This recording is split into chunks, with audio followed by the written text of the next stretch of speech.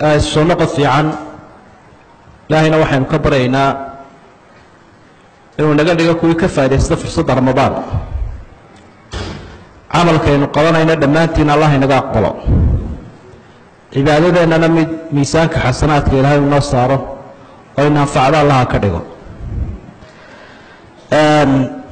kolley axkaamta ramadaan iyo faa'iidooyinkeeda maalintii baynu ka hadalnaa habeenkiina qur-aankaynu wax ka yartaa taabannaa si ay isu kabaan waxaynu dhegaysanaynaa aayadaha qur-aanka ee suurat اlbaqara alyahuudu fi lqur'aan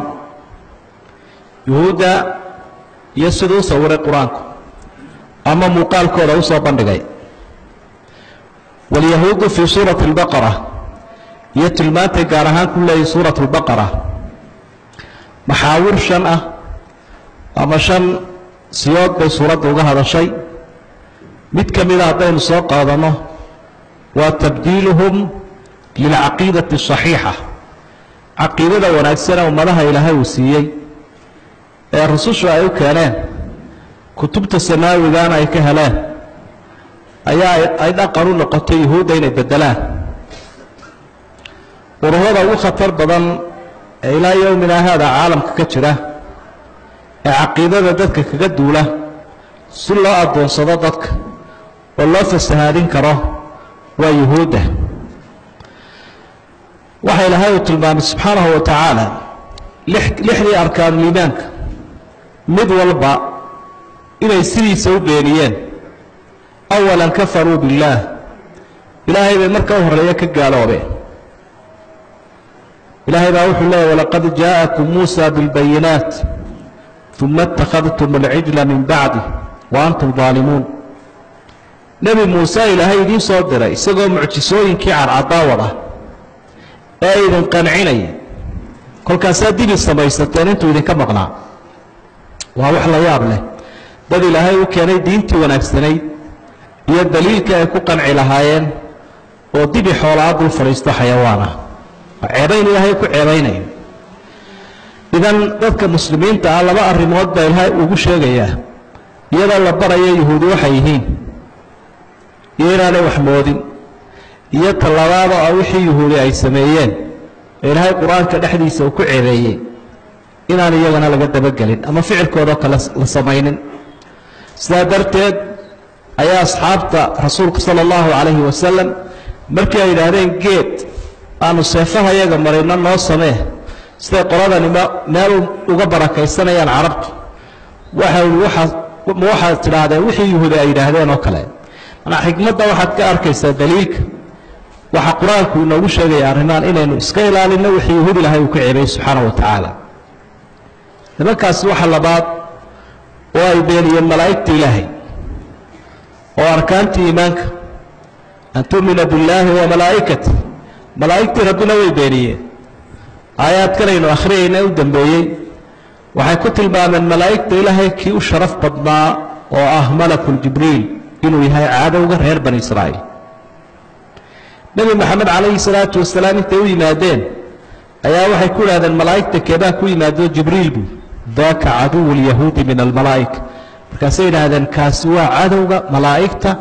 ay ku leeda yahuudi ninkaasi waaba ninka noogu darana kol hadduu adiga kuu yimaado wax kuu keeno heshiin mayno man kaana caduwan lilaah wamalaa'ikatii warusulihi wamalaa'ikatii warusulihi wajibriila wamiikaala faina allaha caduwun lilkaafiriin ilaahayna col buu yahay intaa cidda la colowdha ilaahay malaa'igtiisa rusushiisa ilaahayna cadow buu yahay bal cadaawad cidda wax ku yeelaysa ilaahay waayo laakiin suuradda gebagabadeeda suurat albaqara waxaa ilaahay ku ammaanay mu'miniinta inaanay iyagu kala qaadin ilaahay malaa'igtiisa rusushiisa aamana rasuulu akhrinta ka dambaysa kadalika alkutub ruknigii saddexaad oo ah arkaanuliimaanka kutubta iyagana way beeniyeen alkutub asamaawiya aayadaha waxaynu ka dhagaysanaynay iyagoo gacanta ku qoray kitaabkii towraada ilaahay uu siiyey xarafu lkitaab aladiina yaktubuuna alkitaaba biaydihim uma yaquuluuna hada min cindi illaah gacanta intay ku qoreen baa waxay leeyihiin ilaahay agtiisu ka yimi maxay doonayaan liyashtaruu bihi amanan qaliila waa nasiib daro idan ummadda waxay ilaahay uga digaya hadday ceebtaa yahuudi ku dhacday in kitaabka lagu bedelo gacanta oo khadkiisa wax laga bedelo iyo in dhaqankiisa wax laga bedelo iyo in macnihiisa la bedelo saddexdaba dignin bay u taallaa dadka muslimiinta ilaahay uga digaya subxaanahu wa tacaala waxay isweydiin la maxay bedel qaateen markay kitaabkiisaa ku sameeyeen waxa iska macruufa ummaduhu markay diinta samaawigaa saluugaan diin la'aan ma joogaan laakiin qusacbalaad iyo khuraafaad bay qaataan waattabacuu maa tatlu shayaaiinu calaa mulki sulaymaan wamaa kafara sulaymaanu walaakina shayaaiina kafaruu yucallimuuna annaasa asixr wamaa unzila cala almalakayn sixir bay qaateen idan dadku intay diinta ku toosayn islaamka iyo waxyigan ilaahay uu soo dejiyey khuraafaadka way ka dheeriyin marse haddii la iskala baxo manhajka xaqa ah ee rususha dadku waxaad arkaysaa iyagoo ku meeraysanaya khuraafaadka iyo khuraafadlayaasha iyo sixirlayaasha waa waxayna haysta hadda ummaddii awliyay moodeen sixirlayaalbaa weli la mooday oo madaxdii iyo tujaartii iyo dadka acyaanta aha cid kale iska daayo ay ku warwareegayaan oo dadkii duufsaday oo madaxa isu geliyey oo qoysaskii burburiyey nasiib darada ku dhacda yahuud ee qur-aanku inooga digayo waa taa maantayna haysato waxaa xalkuu yahay in loo noqdo diinta ilaahay la kala garto qofka xaqa wada iyo qofka baadilka wada waxaa qur-aanku uu caddaynayaa markii ay kitaabkoodii saa u galeen kii ka daba yimi oo qur-aankan aynu hayno ah alkitaab asamaawi alfurqaan isagana way ka soo hor jeesteen falamaa jaa'ahum maa carafuu kafaruu bih falacnat ullaahi cala alkaafiriin waa kitaabkii ay garanayeen ay towraad ku hayeen markuu u yimi isagiina way beeniyeen sidoo kale mahar bay u jiideen talow rusushii ilaahay maya rusushii ilaahay kuwii iyaga ka dhashay ee ku abtirsanayey ee ehelkooda ahaa ee ay yaqaaneen bay gacanta ula tegeen afakullamaa jaa'akum rasuulun bimaa laa tahwaa anfusukum istakbartum fafariiqan kadabtum wafariiqan taqtuluun qaarna waa layseen ambiyadii ilaahay qaarna waa beeninaysa nebi maxamedna waanay beeniyeen inay dilaanna way isku dayeen gacanna waa ula tegeen sixirna waa ula tegeen sida macruufka ah taariikhda lagu garanayo idan ummadda yahuud ka ag dhowaato ama wax mooda maanta nebi maxamed way ka fogyiin calayhi salaatu wasalaam kadalika alyowm alaakhir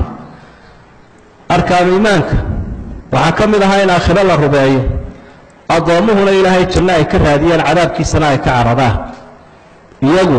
jacaluu alaakhirata mataacan lahum aakhiro waxay ka dhigteen badeecaday leeyihin wa qaaluu lan tamasana annaaru ilaa ayaaman macduuda qul attakhadtum cinda allaahi cahd hadday aakhiro noqoto oo la isuba yimaado ayaamihii yaraan dibiga caabudninba annagana la cadaabaya idhah inta kalena muslimkaa noo bedelaya oo ku waaraya ku dambaynaya mar kale waxay idhahdeen waqaaluu lan yadkhula aljannata ila man kaana huudan aw nasaara yuhuud iyo nasaarun baa geli kara bay idhahan jannada waa badeecaday leeyihin oo usii taalla ayay aakhirana ka dhigteen dee qadarkiina qofka intaa beeniyey wamaa qadaru llaha xaqa qadri idan arrimaha arkaanu iimaankii sidaa ay u beeniyeen waa tabdiiluhum lilcaqiida qaybaha ay ka warramayso suuraddu qaybta ugu muhiimsan lafdhabartana ah fasaadka yahuudda ee caalamiga ah ee had walba soo noqnoqonaya kowbuu ka yahay in caqiidada dadka laga duulo marka la helo ummadaan waxba rumaysnayn waxaa la heli doonaa dad lagu gumaysan karo shahawaadkooda iyo rabitaankooda iyo baahidooda jinsiga ah iyo maslaxadooda iyo munaafaqadda waata ay maanta gaalo iyo islaamba madaxa kaga qabsadeen digniintaasi waa tii kama dambaysta ahayd yuhuud markaynu saa u akhriyayno cid kale ammaantooda ka dhagaysan mayno wasadaqa allahu warasuuluhu wahada ma aquluhu waastaqfiru allah wasalaamu calaykum waraxmat ullaahi wabarakaatu